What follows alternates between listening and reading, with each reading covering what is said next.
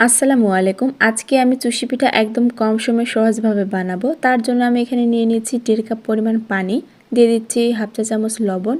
পানিটা বলক চলে আসলে এখানে দিয়ে দিচ্ছি শুকনো চালের গুঁড়া। চাইলে আপনারা ভেজা চালের গুঁড়াটাও ব্যবহার করতে পারেন। এগুলোকে আমি ভালো করে মিশিয়ে নিচ্ছি। মিশিয়ে নেওয়া হয়ে গেলে 5 মিনিটের জন্য রেস্ট রেখে দিচ্ছি। 5 মিনিট পর ফিরে আসলাম। দেখুন আটাটা সুন্দর করে সেট হয়ে গেছে। এবার একটা স্বর্ণ প্লেটে আটাগুলো নিয়ে আমি ভালো করে মথে নিচ্ছি। আটাটা এখন কুসুম গরম আছে।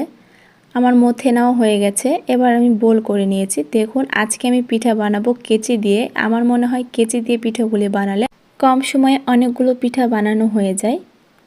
পিঠাগুলি এভাবে রাখাও যায়, তবে আমি হাতের তালুর সাথে একটু প্রেস করে নিচ্ছি। দেখতেও অনেকটা সুন্দর লাগে আর খেতেও ভালো লাগে।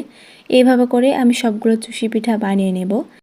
এইদিকে একটা পাত্রে দিয়ে দিচ্ছি 1.5 কাপ পরিমাণ দুধ আর 1.5 কাপ পরিমাণ পানি। চাইলে শুধু দুধ দিয়েও করতে পারেন। এখানে আমি দিয়ে দিচ্ছি 3টা এলাচ। মিষ্টি খাবারে এলাচটা একটু ভালো লাগে। দিয়ে দিচ্ছি 2 টেবিল চামচ চিনি, 1 কাপের মতো গুড়। শুধু গুড় দিলেও হবে কিংবা চিনি দিলেও হবে। এখানে দিয়ে দিচ্ছি সামান্য পরিমাণ লবণ। এবারে চুষি পিঠাগুলোকে দিয়ে দিচ্ছি। চুষি পিঠার সাথে যে আটাগুলো ছিল ওগুলোকেও আমি দিয়ে দিয়েছি। এটা বলক চলে এসেছে। আমি 10 থেকে 12 মিনিটের মতো এটাকে ভালো করে সিদ্ধ করে নিয়েছি। উপর থেকে যখন আপনা আপনি পিঠাগুলি ভেসে উঠবে তখন বুঝতে হবে পিঠাগুলি হয়ে গেছে। তৈরি হয়ে গেছে গরম গরম চুই পিঠা বা চুষি পিঠা।